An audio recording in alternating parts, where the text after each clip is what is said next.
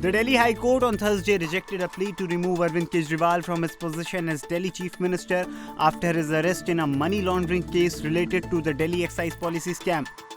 Acting Chief Justice Manmohan, leading the bench, refused to comment on the matter's merits, saying it wasn't for the court to intervene, emphasizing it's up to the other branches of the government to handle it according to the law. During the hearing, the court asked petitioner Surjit Singh Yadav's lawyer if there was any legal reason Kejriwal couldn't continue as Chief Minister, noting there was no legal barrier despite potential practical challenges.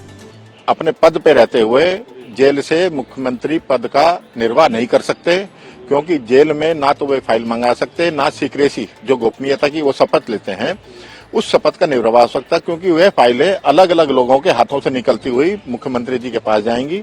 और उसके बाद जो दिल्ली में कोई भी आपदा आती है, जैसे बाढ़ आ गई या कोरोना आ गया, तो कोई भी आपात मीटिंग कैबिनेट की मुख्यमंत्री जी नहीं ले पाएंगे, क्योंकि वे जेल में हैं।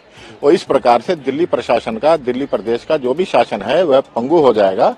इसके लिए उनको इस्तीफा देना आवश्यक है, ये हमारी मांग थी पीआईएल में।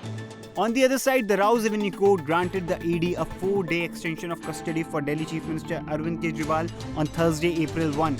Initially, the agency had requested a 7-day extension. ED court ने आज अरविंद केजरीवाल जी की 4 दिन की ईडी की हिरासत को बढ़ा दिया। अरविंद केजरीवाल जी कहते थे कोई सबूत ही नहीं है, कुछ है ही नहीं।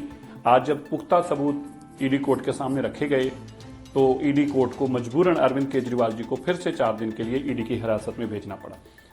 Notably, Kejriwal was arrested on March 21 after the High Court refused to shield him from coercive action by the Enforcement Directorate.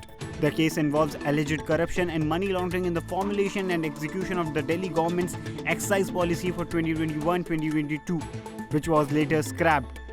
The case started from a report by Delhi Chief Secretary Naresh Kumar to Lieutenant Governor Vinay Kumar Saxena in July 2022, citing procedural policy development issues.